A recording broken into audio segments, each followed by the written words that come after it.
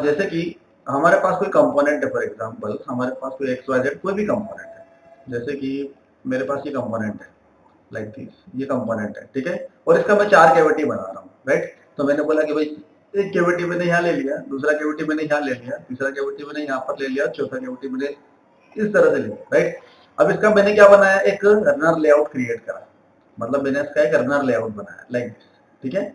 और ये इस तरह से, तो ये डिस्टेंस मैंने कैसे कवर करी, कैसे मैंने ये डिस्टेंस मतलब मेजर करी, माना मैंने, मतलब जैसे from the centre to the edge of the component मैंने 20 mm लिया है फॉर द मैन्युफैक्चरिंग एस्पेक्ट, और अगेन ये वाला भी मैंने 20 mm लिया है, ठीक है। From the edge to edge हमारा 40 mm लिया है ना, और यहाँ से लेकर यहाँ तक का लेंथ जो भी है। अब कंपोनेंट का क्या लेंथ है, कंपोनेंट का लेंथ मैंने बोला पूरी मान के चलो 50 है ना। अगेन मेरे पास ये वाला कंपोनेंट भी 50 है, तो यहाँ पर 40 प्लस 50 प्लस 50 कितना हो गया,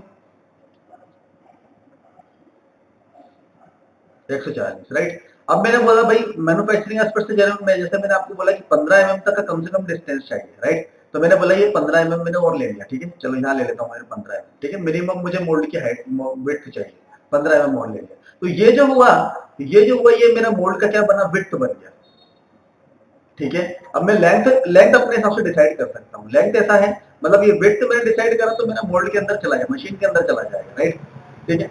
अब ये क्या हुआ, मैन्युफैक्चरिंग एस्पेक्ट से हुआ कि मतलब ये मैंने अभी क्योंकि सॉलिड टाइप का मोल्ड बना रहा हूँ, है ना। अगर मैं यहाँ पर इंसर्ट बनाता तो इंसर्ट को भी मैं 15 mm लेता, 15 mm फिर यहाँ से डिस्टेंस और कवर करता, कम से कम मैं 30 mm लेता, कम से कम, राइट, ठीक है। तो अभी मैंने बोला सॉलिड कोर कैविटी है मेरा इसके लिए, है ना, सॉलिड कोर कैविटी है, तो मैंने इस तरह से इसको क्रिएट करा, राइट। अब देखो क्या होगा, अब मैंने यहाँ पर एक बात बताओ, ये जो मैंने 20 mm लेता हूं मैं, ये 20 mm क्यों लेता हूं मैं, बाय पर्पज से, क्योंकि हमारा जो रनर होता है ना, रनर अधिकतर होता है वो 10 mm की थिकनेस का होता है, इससे ज्यादा का थिकनेस का हम लोग लेते ही नहीं, ठीक है ना, 10 mm की थिकनेस का होता है, ठीक है। तो भाई यहाँ पर क्या होता है, हमारे पास एक इनफ डिस्टेंस रहती है component to the runner edge, ठीक है, राइट। तो ये हमारी क्या बनती है, विड्थ बनती है। अब ये विड्थ है ना, मिनिमम विड्थ बनाई हम लोगों ने, मिनिमम विड्थ बनाई, राइट। मैक्सिमम हम लोग अपने हिसाब से अगर ज्यादा भी कर लूंगा तो मुझे कोई फर्क पड़ेगा क्या, लेकिन हाँ बिल्कुल, हाँ, लेकिन मोल्ड की कॉस्टिंग पे जरूर फर्क पड़ेगा। मैंने अगर भाई इसका कॉस्टिंग पे फर्क पड़ेगा, मैंने भाई अगर मान के चलो, हाँ रॉ, बिल्कुल रॉ मटेरियल मेरा महंगा आएगा, राइट, रॉ मटेरियल महंगा आएगा, मेन चीज मशीनिंग तो उतनी ही होगी लेकिन रॉ मटेरियल महंगा आएगा, मेन चीज ये है, ठीक है। P20 की प्लेट ले रहा हूं मैं तो P20 मेरा महंगा मटेरियल है, राइट। अब मैंने बात करता हूँ लेंथ की, अब लेंथ जब मैं लेता हूँ ना, तो लेंथ को मुझे थोड़ा बीच में अल्टर करना पड़ सकता है। अभी जैसे फॉर एग्जाम्पल मैंने गाइड प्लेयर और गाइड बुश लिया, गाइड प्लेयर और गाइड बुश लिया, राइट। तो यहाँ पर मैंने गाइड प्लेयर गाइड बुश ले लिया, ठीक है, इसका ये रेप्लिका इधर भी होगा। अब उसी तरह से यहाँ पर ये क्या रहेगा हमारा, रिटर्न पिन बोल दो, रिटर्न पिन बोल, ठीक है। यहाँ पर मैं रिटर्न पिन मतलब होता है कि भाई ये क्या करती है, रिटर्न करना है, ऐसा कुछ नहीं है कि भाई रिटर्न पिन का इस्तेमाल करते हैं हम लोग, ठीक है। इंजेक्शन सिस्टम से हम लोग दूसरी चीजों का भी इस्तेमाल कर सकते हैं। रिटर्न पिन तो एक ऑप्शनल है, मतलब हम लोग दे भी सकते हैं नहीं भी दे सकते, depending upon the injection moulding machine. लेकिन रिटर्न पिन मतलब मूविंग हाफ में जो हमारा इंजेक्टर ग्रिड होता है उसको अपनी होम पोजीशन पे लेके जाता है, ये होता है रिटर्न पिन का काम। डायरेक्ट बोलो बोले नहीं आया, नहीं समझ में आएगा तब तक आगे ही नहीं बढ़ना है, नहीं, राइट। ये लर्निंग का सबसे बेसिक रूल है। मैं खुद पीएचडी कर रहा हूं तो मैं अपने प्रोफेसर को परेशान कर लेता हूँ, है ना, बस देखो, हाँ बिल्कुल देखो, है ना, ये चीज है। तो ये देखो, ये रिटर्न पिन है, ये रिटर्न पिन है। अब ये क्या है बेसिकली, अगर मैंने ये पीछे स्प्रिंग अगर नहीं लगाई है, पीछे अगर ये इसका सिस्टम अलग अलग होता है, इंजेक्शन मोल्डिंग मशीन का सिस्टम अलग अलग होता है। अब मैंने यहाँ पर स्प्रिंग अगर नहीं लगी है तो ये क्या करेगा, रिटर्न पिन क्या करेगा, रिटर्न पिन इससे जाके टकराएगा, ऐसे टकराएगा तो ये वापस अपनी होम पोजीशन पे चला जाएगा, देखो ड्यूरिंग द क्लोज कंडीशन, ये देखो। तो हाँ अब अगर मैं मान के चलो रिटर्न पिन नहीं लगाता, रिटर्न पिन नहीं लगा, तो फिर मुझे क्या चाहिए, तो फिर मुझे ये चाहिए कि यहाँ पर कुछ स्प्रिंग होना चाहिए थी मेरे पास। स्प्रिंग होगी जब मैं इसको इजेक्ट करूंगा, मतलब यहाँ से मैं फोर्स अप्लाई करूंगा, इजेक्ट करूंगा, तो इजेक्ट करने के बाद कंपोनेंट तो इजेक्ट कर दे, तो during the compression of the spring ये वापस अपनी होम पोजीशन पे आ जाए, राइट, ये चीज होती है। तो ये क्या है, इंजेक्शन मोल्डिंग मशीन के अंदर होती है ये चीज। तो जो इंजेक्शन मोल्डिंग मशीन हम लोग सिलेक्ट करते हैं डिपेंडिंग अपॉन दैट हम लोग इस चीज को इम्प्लीमेंट करते हैं। ये कस्टमर हमको बताता है कि सर जरूरत पड़ेगी कि नहीं पड़ेगी। अगर हमको इन्फॉर्मेशन है तो वो बताएंगे, अगर नहीं है तो हमको देनी ही पड़ेगी। क्या होता है, हर एक कस्टमर जो होता है जो इंजेक्शन मोल्डिंग मशीन उससे डील करता है, जो प्रोडक्शन निकालता है, पढ़ा लिखा नहीं होता। रियलिटी बताऊं तुम्हें, मुझे भी डील करना पड़ता है, गुजरात के कई कस्टमर से मुझे डील करना पड़ता है। मैं उनसे पूछता हूँ सर रिटर्न पेन के लिए ऑप्शन मुझे देना है कि नहीं देना है, तो वो बोलते बोले सर आप दे दो। लेकिन बात ये होती है कि फिर वो बोलते हैं सर इसकी तो रिक्वायरमेंट ही नहीं थी। तो रिक्वायरमेंट नहीं थी तो आपको इंजेक्शन मोल्डिंग मशीन के बारे में बताना चाहिए था मुझे, कि अगर ऑलरेडी वो बैक कर सकता है तो मुझे इसकी आवश्यकता नहीं, और नहीं बैक कर सकता तो मैं इसको डालूंगा। ये कुछ एलिमेंट्स, ये कुछ ऐसे एलिमेंट्स होते हैं जिसको पार्टनर एलिमेंट भी बोल सकते हो आप, मतलब चाइल्ड पार्ट्स, ये चीज होती है ना। अब एक और चीज बताओ, जैसे मोल्ड डिजाइन जब हम लोग सीखते हैं ना, तो मोल्ड डिजाइन में सबसे पहली चीज तो है ना, हम लोग मोल्ड बनाना सीख जाते हैं, बिल्कुल सही। लेकिन मोल्ड रिक्वायरमेंट के हिसाब से बनाना चाहिए। जब जैसे एग्जांपल के लिए मेरे को ऐसा कंपोनेंट मिला है जो सिर्फ इस तरह से बास्केट है, लाइक दिस, तो ये बास्केट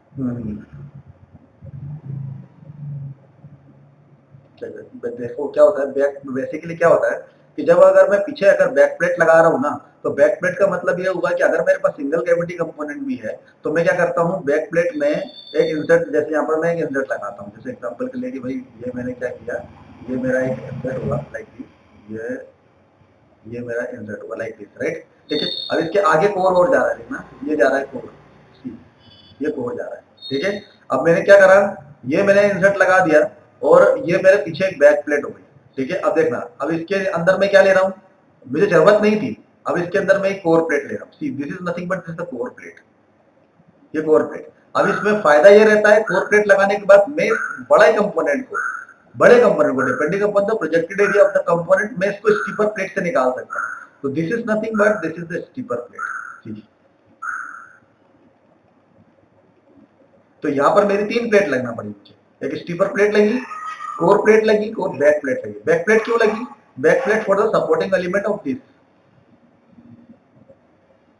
हाँ, हम लोग इंसर्ट को सपोर्ट कर रहे हैं, प्लस पीछे से हम लोग बोल्टिंग कर सकते हैं, इसलिए हम लोगों को बैक प्लेट की आवश्यकता होती है, नहीं तो ब्लैक प्लेट लगाने। हाँ, प्लेट अगर डायरेक्ट बड़ी कोर प्लेट बना रहा हूँ, मतलब जिसकी थिकनेस ज्यादा है, तो मैं डायरेक्ट इंसर्ट को कुछ इस तरह से इंप्लीमेंट करूंगा उसके अंदर, फिर इंसर्ट को मैं ऐसे डालूंगा, फिर कॉलर डालने की जरूरत नहीं है मुझे, फिर इंसर्ट को मैं ऐसे डालूंगा। हाँ हाँ, फिर ऐसे डालूंगा मैं, और फिर इसको क्या करूंगा, इस तरह से बोल्ट कर दूंगा, डायरेक्ट बोल्ट हो जाएगा। हाँ, लेकिन अब ये क्या होता है, ये जो मैं ये बोल्टिंग कर रहा हूँ ना, अब ये बोल्टिंग करने की कहीं कहीं पर मुझे आवश्यकता होती भी नहीं, लेकिन अगर मैं इस तरह से कॉलर दे रहा हूँ ना, इसका मतलब मेरा जो इंसर्ट है वो बड़ा है, वो जिसके अंदर मेरे को कूलिंग प्रोवाइड कराना है। लेकिन अगर मेरा इंसर्ट अगर छोटा है तो मैं इस तरह से बोल्टिंग प्रोवाइड कराऊंगा। बिल्कुल बैक प्लेट से जाएगी ना, फिर कूलिंग यहाँ से जाने वाली, और ये बोल्टिंग हट जाएगा और यहाँ पर हमारा होल आ जाएगा, और इसके अंदर से फिर इस तरह से मैंड्रेल या फिर जो आपकी बफेल कूलिंग होती है उसका हम लोग इस्तेमाल करेंगे, और उसके अंदर एक लोकल और इंसर्ट लगेगा ताकि उसके अंदर हम लोग वाटर को सर्कुलेट कर सकें। ये चीज है, तो ये किसके ऊपर डिपेंड कर रहा है, रिक्वायरमेंट के ऊपर, एंड द डिपेंडिंग, हाँ, एंड द कंपोनेंट का जो रहता है उसके ऊपर, उसकी ज्योमेट्री के ऊपर भी डिपेंड कर रहा है। अगर कंपोनेंट जैसे, हाँ बिल्कुल, अगर कंपोनेंट अगर मैंने बोला मेरा 20 mm का डायमीटर का कंपोनेंट, 20 mm का डायमीटर में कूलिंग लगा सकता हूँ, पॉसिबल नहीं है, दिक्कत हो जाएगी, है कि नहीं। अब जब मेरा 50 mm का कंपोनेंट रहेगा तो उसके अंदर मैं अंदर भी कूलिंग कर सकता हूँ और कैविटी प्लेट और बाहर भी कूलिंग कर सकता हूँ, ऐसा होता है। हम्म हम्म इंसर्ट में काटेंगे, बिल्कुल सही, इंसर्ट में ही काटेंगे जब ये छोटा हो जाएगा तो।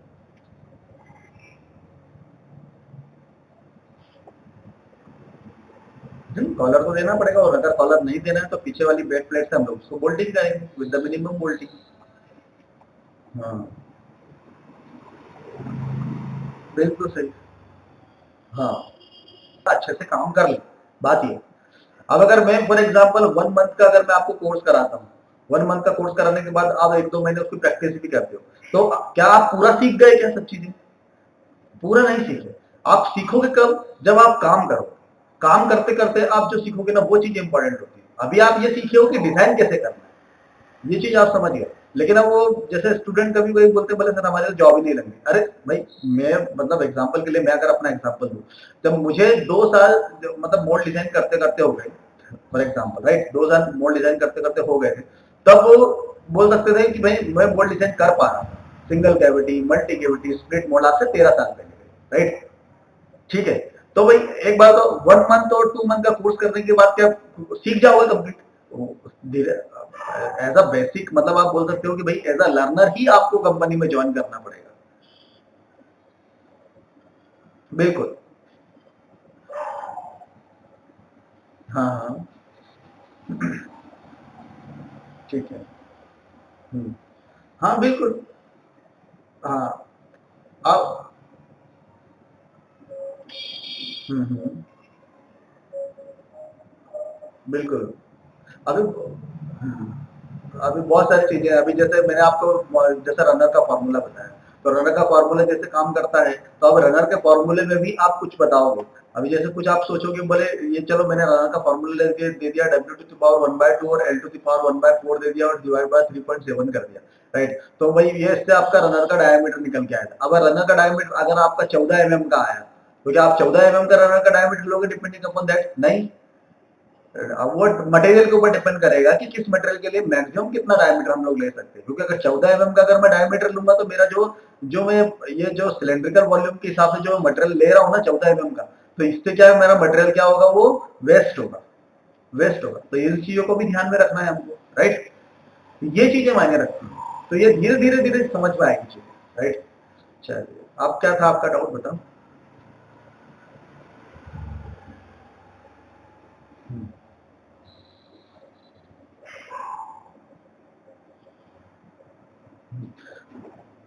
चलो इस जैसे इसके लिए बताता हूँ मैं आपको। देखो ये अब कंपोनेंट है हमारे पास, ठीक है। अब सबसे पहले कंपोनेंट को क्या करना पड़ता है, रिव्यू करना पड़ता है ना। अब मुझे कंपोनेंट को रिव्यू करना है। अब देखो कंपोनेंट को रिव्यू करने से सबसे पहले तो ये देखना पड़ेगा कि भाई ये कंपोनेंट मेरा कैसा लगेगा या फिर इसका एप्लीकेशन क्या है ना। ये चीज सबसे पहले देखनी पड़ेगी। अब मैंने एप्लीकेशन देखा कि भाई यहाँ पर ये एप्लीकेशन देखा कि ये क्या काम करेगा। बेसिकली क्या है, ये कुछ इस तरह से काम करने वाला है। देखो ये इसका जो ये वाला पार्ट है, ये कुछ इस तरह से लगेगा, लाइक, ठीक है। मतलब ये ना एक मोबाइल होल्डर है, मतलब बोल सकते हो मोबाइल, मतलब ये इसके अंदर आपका चार्जर लग जाएगा, आपका डाटा केबल आ गया और यहाँ पर मोबाइल रखा गया, लाइक, ठीक है। और ये किसमें चला गया, ये वाला ये पोर्शन, ये हमारा सॉकेट में चला गया, ये सॉकेट में चला गया। तो ये वाला जो पोर्शन है, ये हमारा क्या है, अपीरियंस का है, सामने वाला ये जो पोर्शन है अपीरियंस का है। इसका मतलब है मेरा जो इजेक्टर मार्क है, जो मैं इजेक्टर पिन का प्रोवाइड कराऊंगा, तो इजेक्टर मार्क मेरे को नजर नहीं आनी चाहिए।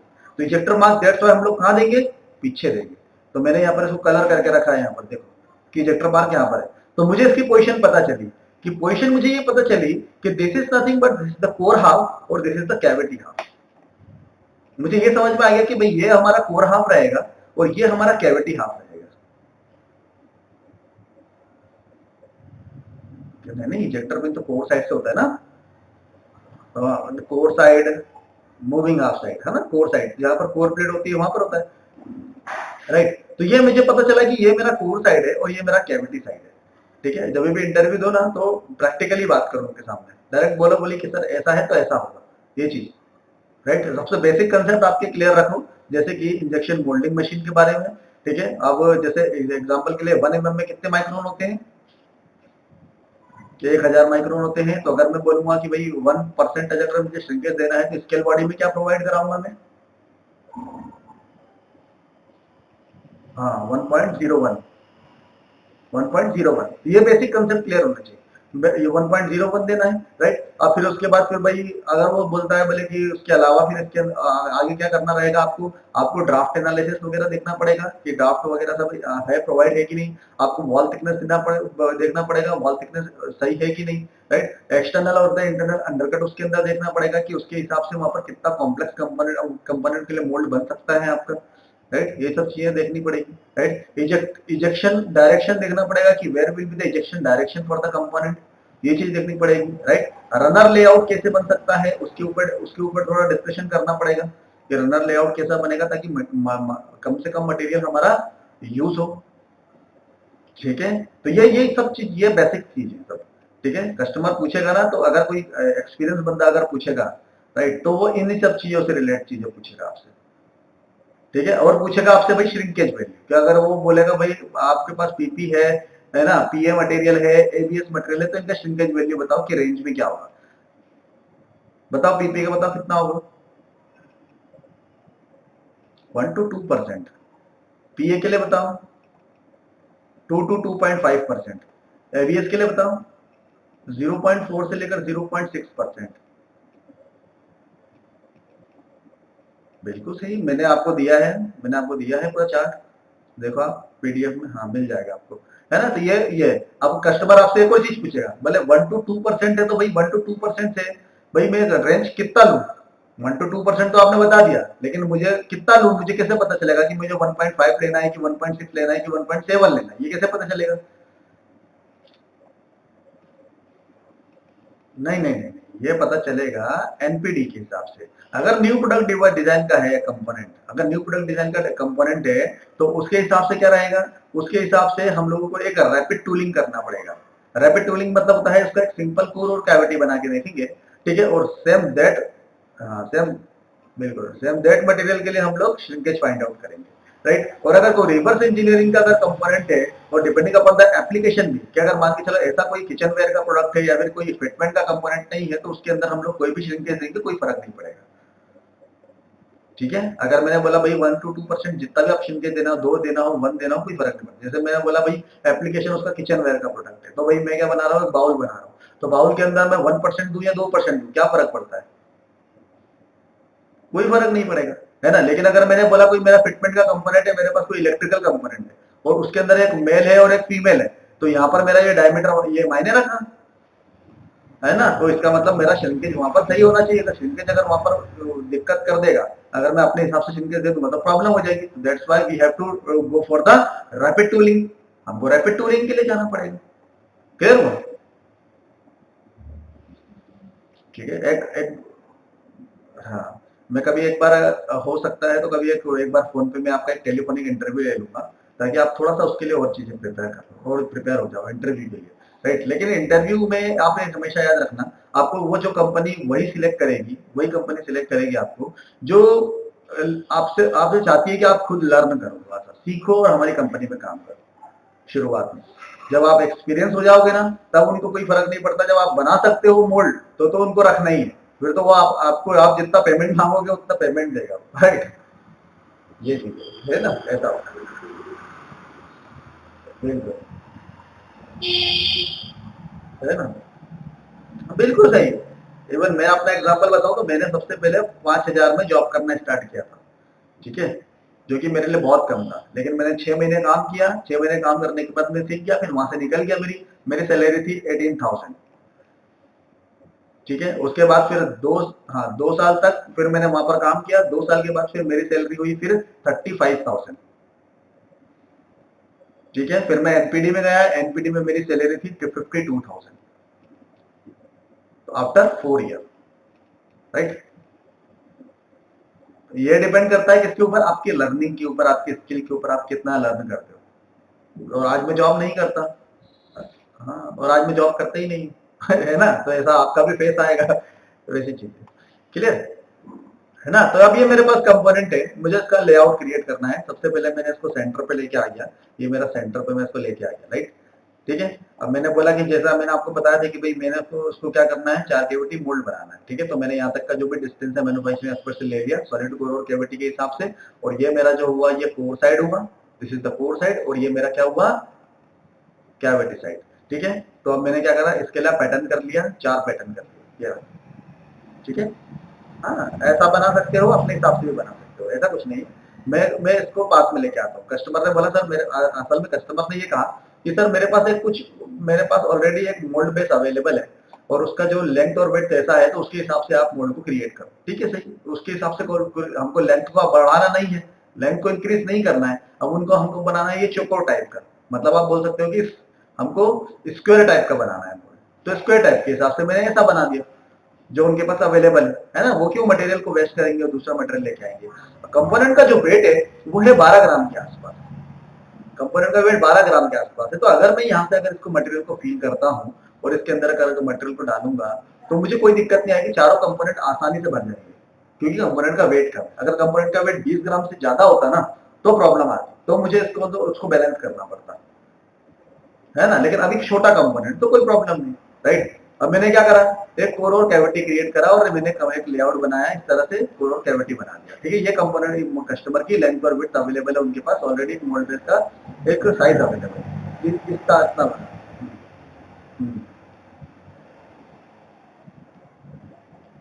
हाँ ये देखो, ये वाला डिस्टेंस ओरिजिन से ये वाला देखो,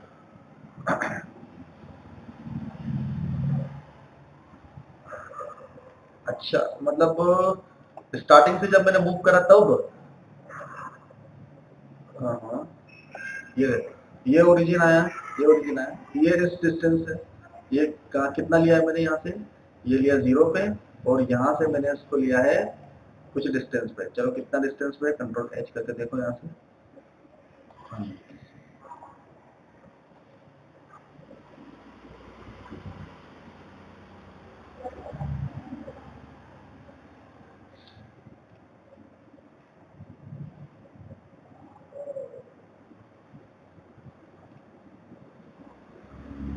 तो 40 है,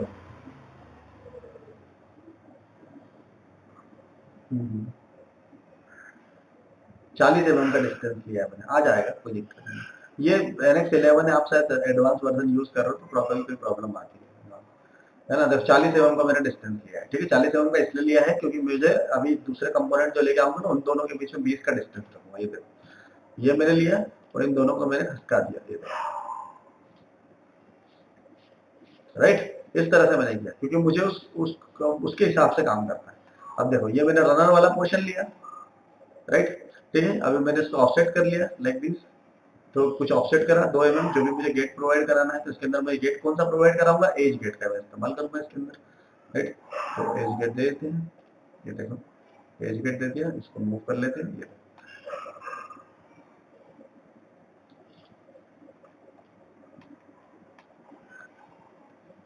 एज गेट स्केच बनाइए डायरेक्ट, ये वाले प्लेन पे स्केच बनाइए और यहाँ पर एज गेट इस तरह से क्रिएट करो। सिंपल रेक्टेंगल बनाना है और उसके अंदर एक ड्राफ्ट भी प्रोवाइड कराना है, ठीक है। एक ड्राफ्ट दे दो, देखो लाइक दिस, ठीक है। तो ये मेरा ये वाला ये मेरी पार्टिंग लाइन हुई, ये मेरी पार्टिंग लाइन है, और नीचे वाला कोर साइड हुआ, ये कैविटी साइड हुआ। तो मैं एक साइड पे गेट प्रोवाइड करा, तो दोनों साइड में क्यों करेंगे, दोनों साइड में मिस अलाइनमेंट होने की संभावना है ना, दैट्स व्हाई। ठीक, चलो ये हो गया, ठीक है। इसके अंदर जो भी है आप अपना वो दे दो, लेआउट आपका बन के तैयार हो जाएगा पूरा कंप्लीट, ठीक है। लेआउट बन के तैयार होगा ये रहा, ठीक है।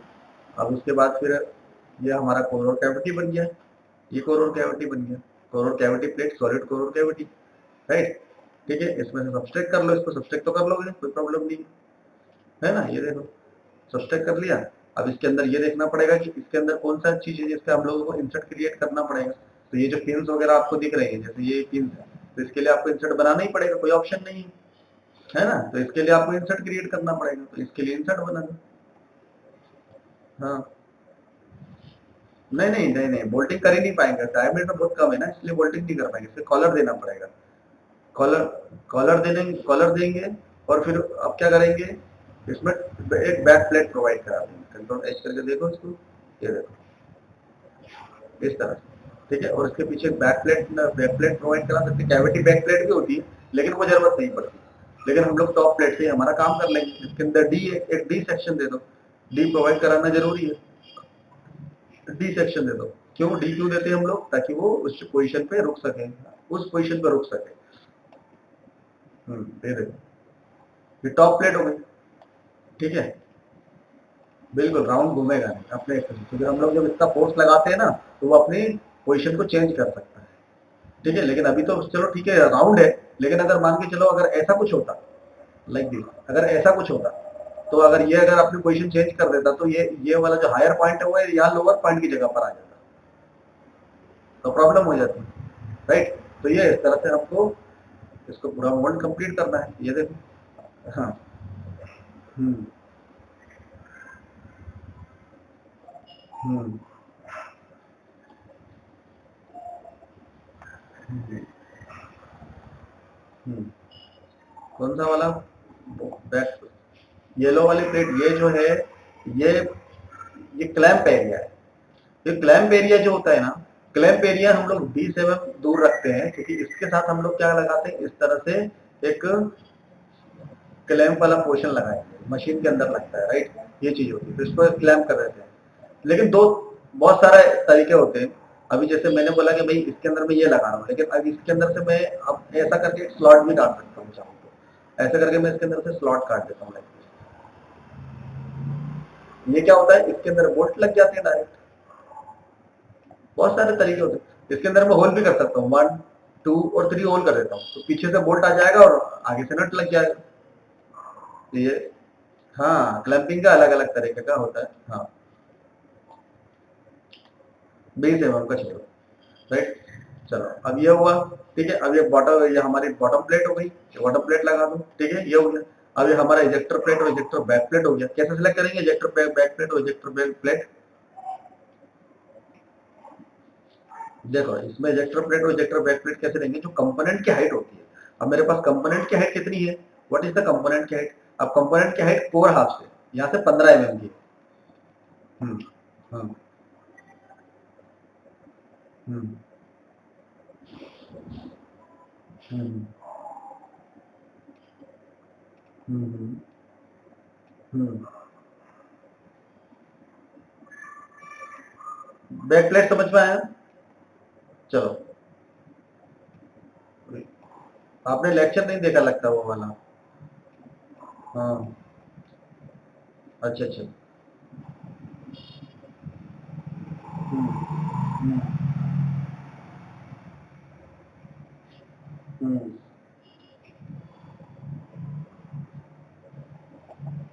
हम्म, ठीक है।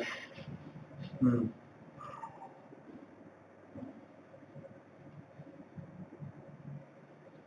हम्म,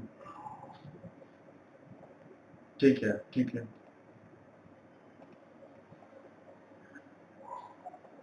सेंटर से,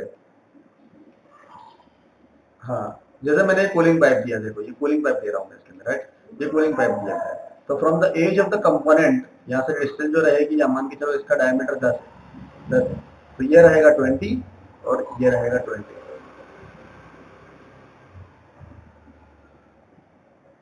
10 है, तो ये 10 कंपोनेंट की हाइट है, ये रही। तो 10 mm ये जोड़ लो इसके अंदर। हम्म लेकिन अगर इंसर्ट लग रहा है, अगर इंसर्ट लग रहा है, तो ये इंसर्ट ऐसा आ जाएगा। इंसर्ट ऐसा आ जाएगा, तो हम लोगों को थिकनेस किसकी मिलेगी? सिर्फ प्लेट की, राइट। ठीक है, अब हम्म हम्म अब इजेक्टर प्लेट की अगर मैं बात करूँ, तो इजेक्टर प्लेट और इजेक्टर बैक प्लेट की ये जो स्पेस है, ये कैसे डिसाइड करेंगे? ये किसके ऊपर डिपेंड करता है? ये कंपोनेंट की हाइट के ऊपर डिपेंड करता है। अब कंपोनेंट की हाइट अगर 15 mm है, तो मैं 15 mm तो इजेक्शन नहीं करूंगा, 15 mm से मुझे ज्यादा करना पड़ेगा फॉर द क्लियरेंस पर्पज। ठीक है, तो इजेक्टर प्लेट जो लूंगा मैं 12 mm की लूंगा, +12 mm, which is the minimum. 12 mm plus 17 mm, हाँ हाँ, +5 mm का रेस्ट बटन, बिल्कुल। 17 है, 5 mm ज्यादा। ठीक है, हाँ हाँ, हर एक मोड में 12 mm। इनफ है। आप अगर 1000 बाय 1000 का भी मोड लोगे ना, तो भी आपको 12 mm की प्लेट लोगे तो भी कुछ चल जाएगी, कोई दिक्कत नहीं। हाँ हाँ, ठीक है। हम्म हम्म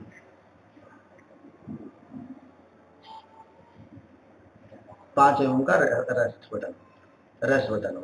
ठीक है, तो ये इसकी हमको क्या पता चल जाएगी? इसकी हाइट पता चल जाएगी, बस। ठीक है, बस ये करके मोल्ड बेस बन गया हमारा। मोल्ड बेस एक बार बन के तैयार हो गया। ठीक है, अब उसके आगे की जो भी चीजें हैं, वो हम लोग क्रिएट कर लेते हैं, राइट। है ना। अब इसके आगे की क्या क्या चीजें रहेंगी, इसके अंदर रहेगा हमारा guide collar, guide to switches that depending upon the calculation, जो कैलकुलेशन के ऊपर डिपेंड करती है चीजें, राइट। इजेक्टर प्लेट, जैसे मैंने आपको इजेक्टर पिन बताई थी कि इजेक्टर पिन लगेगी यहाँ पर। जैसे कोई इजेक्टर पिन लगा दी, connected with the ejector plate, ठीक है। उसके बाद का तो पूरा डिजाइन का पोर्शन, मतलब आपका एक बार लेआउट कंप्लीट हो जाता है ना, उसके बाद आप सभी चीजें क्रिएट कर लोगे, है ना।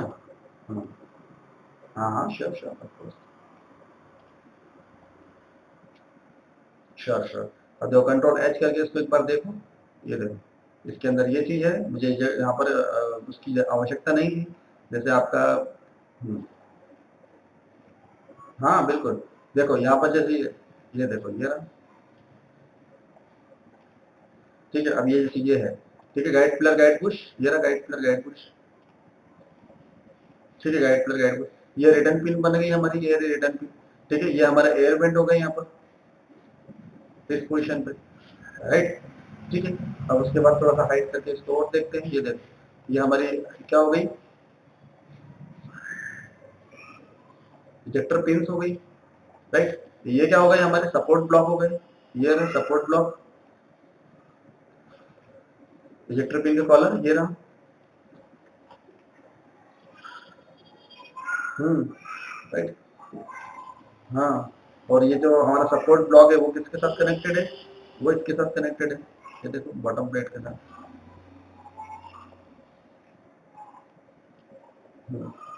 डॉवल तो कहीं पर भी दे सकते हो, डॉवल सिर्फ आपको ये चीज ध्यान रखनी है डॉवल का, डॉवल आप कहीं पर भी दे सकते हो। अगर मेरे पास दो प्लेट हैं और दो प्लेट को अगर मैं टेम्परेरी जॉइंट दे रहा हूँ, टेम्परेरी जॉइंट मतलब होता है बोल्टिंग अगर प्रोवाइड करा रहा हूँ, ठीक है, तो बोल्टिंग प्रोवाइड करा रहा हूँ इसका मतलब मुझे उसके अंदर क्या देना पड़ेगा, डॉवल देना पड़ेगा, ठीक है। अब हाँ डॉवल देना पड़ेगा।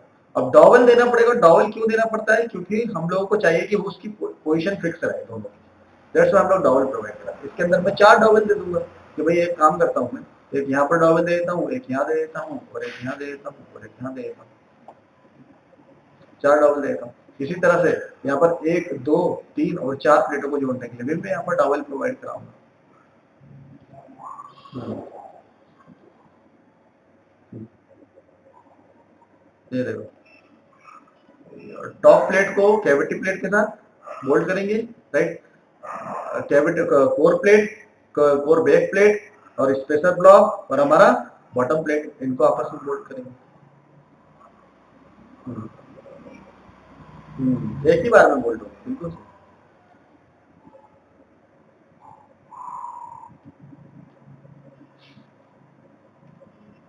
हम्म, देखो एक ही बार में बोल्ट होंगे, मैं इसको सेक्शन में बताता हूँ, देखो देखो एक ही बार में बोल्ट होगा, ठीक है। ये देखो ये बोल्ट है यहाँ पर, फ्रॉम हियर टू हियर एक बोल्ट, और यहाँ से लेकर यहाँ तक का ये